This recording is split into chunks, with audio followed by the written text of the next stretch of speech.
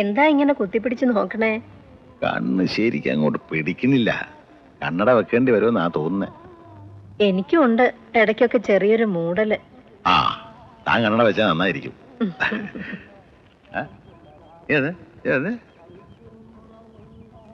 കല്യാണത്തിന്റെ കടം വീട്ടണമെങ്കിൽ ഇതേ ഒന്നുകൂടെ പിടിക്കേണ്ടി വരും. എന്തായി കുഞ്ഞപ്പാ? നമുക്ക് പറ്റിയൊരു സ്ഥലം വന്ന് പെട്ടിട്ടുണ്ട്. മാന്നാനത്തുകാരൊരു മുസ്ലിമിന്റെയാ. ബെസ്റ്റ് സൈറ്റാ. നല്ല അലുവ കഷ്ണം പോലെ 1.5 ഏക്കറിന്റെ ഒരൊറ്റ പ്ലോട്ടാ. ഒരുമിച്ച് കൊടുക്കുള്ളൂന്ന് അയാൾ പറയണേ. പിന്നെ നമ്മുടെ കാര്യമൊക്കെ പറഞ്ഞു വന്നപ്പോ കുറച്ചൊരു അയവ് വന്നിട്ടുണ്ട്. എന്തായാലും നിങ്ങൾ രണ്ടാളും കൂടി സ്ഥലം ഒന്ന് വന്ന് കാണും. പിന്നെ നാളെ ആണെന്നുണ്ടെങ്കിൽ ഉടമസ്ഥന സ്ഥലത്തുണ്ട്, അയാളെ കൂടി വിളിക്കാം. എന്താ?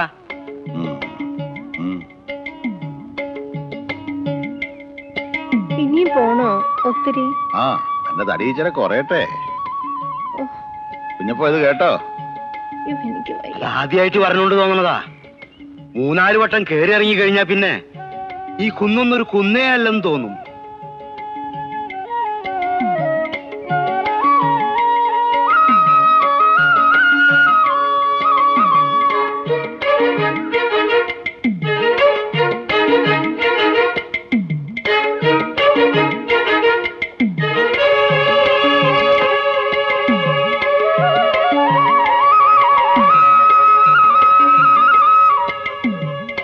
ഇവിടെ ഒന്ന് നോക്കിയാ നല്ല സീനറിയാ. 24 മണിക്കൂറും കാറ്റായിരിക്കും. ഈ എയർ കൂളറേ അതിരി പിടിച്ച് 10 തേക്കാണ്ട് വെച്ചു കൊടുത്താലേ 20 കൊല്ലം കഴിഞ്ഞാൽ 15 ലക്ഷം രൂപ വെട്ടിയിറക്കാം. എനിക്ക് ഈ സ്ഥലം കൊടുക്കാൻ ഇഷ്ടമുണ്ടായിട്ടില്ല. അതും കൊടുക്കുകയാണെങ്കിൽ ഒരുമിച്ചേ കൊടുക്കുള്ളൂന്നായിരുന്നു. അതെ. ഒരു ഹോട്ടൽ കെട്ടിയാലുണ്ടല്ലോ ടൂറിസ്റ്റുകളുടെ ബഹളായിരിക്കും. പിന്നെ ഇതിന്റെയൊക്കെ പുറകെ നടക്കാൻ എവിടാ സമയം? വെള്ളത്തിന്റെ കാര്യം? അയ്യോ, കുന്നും പറയണമെന്നൊന്നും കരുതണ്ട. 10 അടി താത്തിയ വെള്ള പുഴയല്ലേ താഴത്തോടെ ഒഴുകണത്. വെറുതെ മണ്ടത്തരം പറയാടോ. അല്ല, ആരെങ്കിലും ഒരാള് വീട് വെച്ചാ ചുറ്റും വീടായി. അപ്പൊ പിന്നെ പഞ്ചായത്തിന്റെ വക പൈപ്പായി, ലൈറ്റായി. പഞ്ചായത്ത് ഉടനെ ഇങ്ങ് ചെയ്യും. അതെ, ഇത്തിരി ചുറ്റി വളർന്നിട്ടാണെങ്കിലും ഇവിടം വരെ വണ്ടി എത്തുമല്ലോ. മാധവേട്ടന് അതല്ലേ ഏറ്റവും വലിയ കാര്യം. അല്ല, ഇഷ്ടപ്പെട്ടില്ലേ പറഞ്ഞു കേട്ടോ.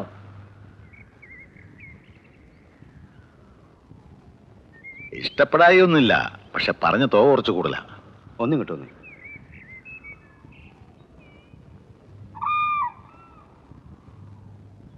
ഈ തോക്ക് വേറെ എവിടെ സ്ഥലം കിട്ടാനാ? മാധവേട്ടന് 5 സെന്റിന്റെ ആവശ്യമില്ലേ ഉള്ളൂ. നമുക്ക് എന്തെങ്കിലും ഇത്തിരി താത്തി വാങ്ങിക്കാം. ആ വാ.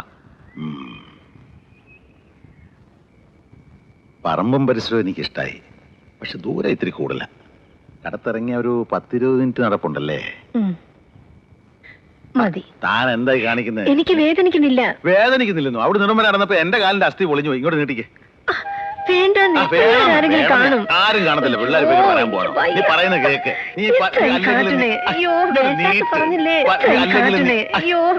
എന്താ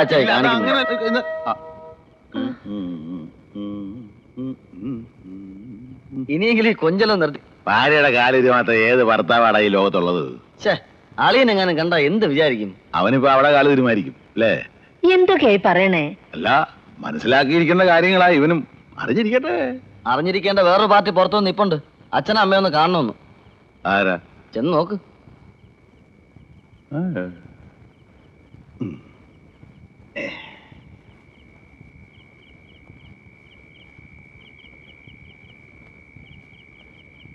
എന്താ ചിന്ന? യാത്ര ചോദിക്കാൻ വന്നതാ. എനിക്കൊരു ജോലി കിട്ടി, സേലത്താ. എനിക്ക് വലിയ അറിവോ പഠിപ്പോ ഒന്നുമില്ല. എന്ത് ജോലിയും ചെയ്ത് ജീവിക്കാനുള്ള ധൈര്യവും ആരെയും ദ്രോഹിക്കാൻ ഇടവരുത്തില്ല ഈശ്വര എന്ന പ്രാർത്ഥനയും മാത്രമേ ഉള്ളൂ സ്വന്തമായിട്ട്. ചോദിക്കുന്നത് തെറ്റാണെങ്കിൽ പൊറുക്കണം. ഗീത എനിക്കിഷ്ടമാണ്. നിങ്ങൾക്കൊക്കെ സമ്മതമാണെങ്കിൽ ഞാൻ പോയിട്ട് തിരിച്ചു വരും. അതുവരെ ഒരു പുരുഷൻ ആദ്യം വേണ്ടത് ധൈര്യ, പിന്നെ പഠിപ്പ്. കോളേജൊക്കെ പഠിച്ചുകൊണ്ട് വിവരം ഉണ്ടായിക്കൊള്ളണമെന്നില്ല. സ്വന്തം പ്രയത്നം കൊണ്ട് ജീവിതത്തിന്റെ വലിയ വലിയ സ്ഥാനങ്ങളിൽ എത്തിയിട്ടുള്ള ഒരുപാട് ആളുകളെ എനിക്കറിയാം. എൻ്റെ മകളെ അവൾ ഇഷ്ടപ്പെടുന്ന പട്ടിണി കൂടാതെ അവളെ നോക്കുന്ന ഒരുത്തൻ്റെ കൂടെ അയക്കാനാണ് എനിക്ക് ആഗ്രഹം. ഇത് രണ്ടും നിനക്കുണ്ട്.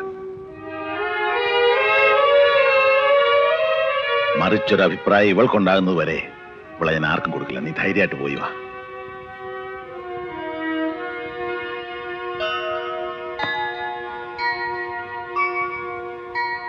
എനിക്ക് അമ്മയില്ല. അമ്മ എന്നെ അനുഗ്രഹിക്കണം.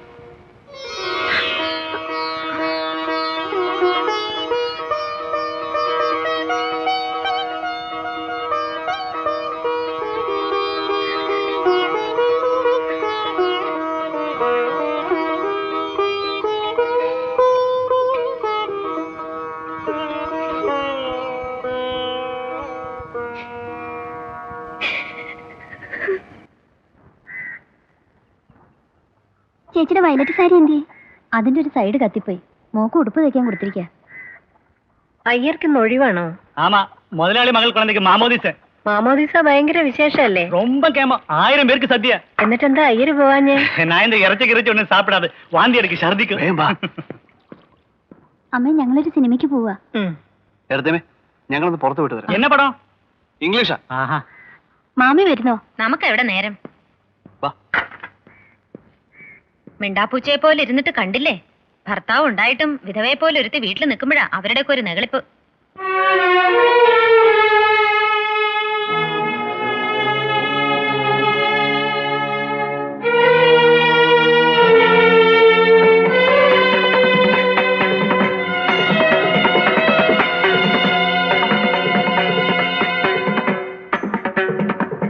ഇവിടെ ആരുമില്ലേ?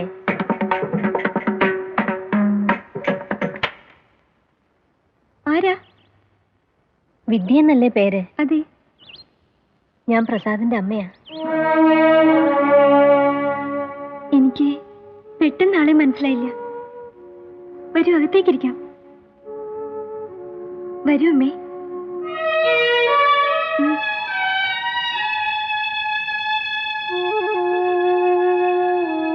അമ്മ ഇരിക്കൂ. വേണ്ട, ഇരിക്കുന്നില്ല, തിരക്കുണ്ട്.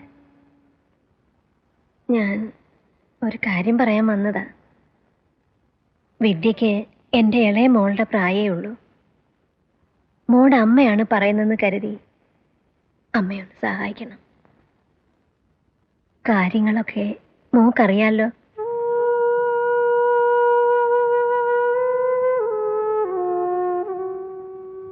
മോളെ കുറ്റപ്പെടുത്തുകയല്ല. എൻ്റെ ഏട്ടൻ്റെ മോളാ പ്രസാദിന്റെ ഭാര്യ. നിങ്ങൾ വീട്ടിൽ വന്നു പോന്നേ പിന്നെ അവൾ ആകെ തകർന്നു പോയി.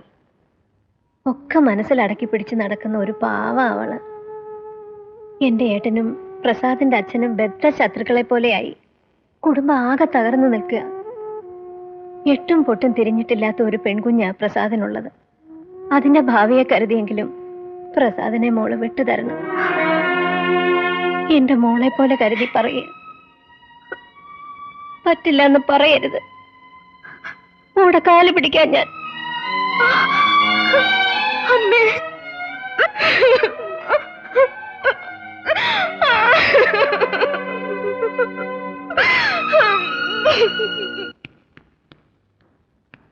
വിദ്യ, വിദ്യ,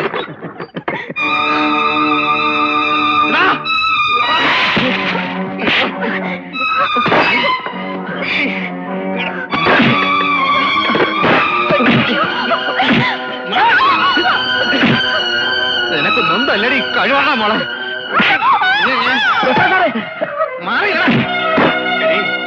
എനിക്കിത് വേണം. നിന്നെ പോലെ ഒരു തേർഡ് റേറ്റ് വേശ്യയ്ക്ക് വേണ്ടി സ്വന്തം അച്ഛനെയും അമ്മയും കെട്ടുതാലിയിട്ട് ഭാര്യയും കുഞ്ഞിനെയും വിട്ടെറിഞ്ഞിട്ട് വന്ന എനിക്കിത് വേണം. അത്തയെ പിടിച്ചാ ഞാൻ മെത്തേ. എനിക്കിത് വേണം. എന്തിനാടി പുല്ലേ നിന്ന് കരയണത്? ഞാൻ പോയേക്കാം. നിന്നെ ഈ ജന്മം എന്റെ മുമ്പ് കണ്ടുപോരുത്. പ്രസാദ് സാറേ, എന്തിനാ വിദ്യ നമ്മളെ കൊണ്ട് ഈ വേഷം കെട്ടിച്ചത്? പടച്ചോനെ, പെണ്ണിന്റെ മനസ്സൊരു വല്ലാത്ത പൊല്ലാപ്പ് തന്നെയാണ്.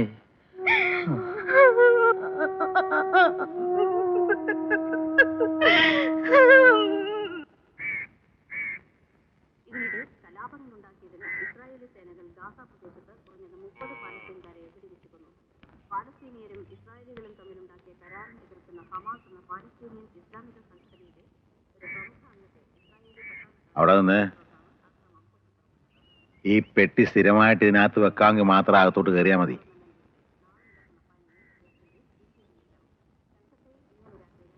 അച്ഛൻ എന്നോട് പൊറുക്കണം.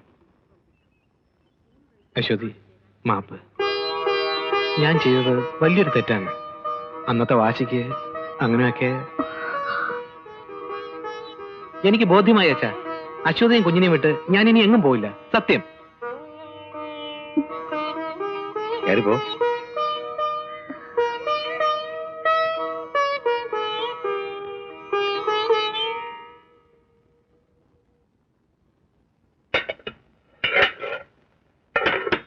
പ്രസാദ് വന്നു.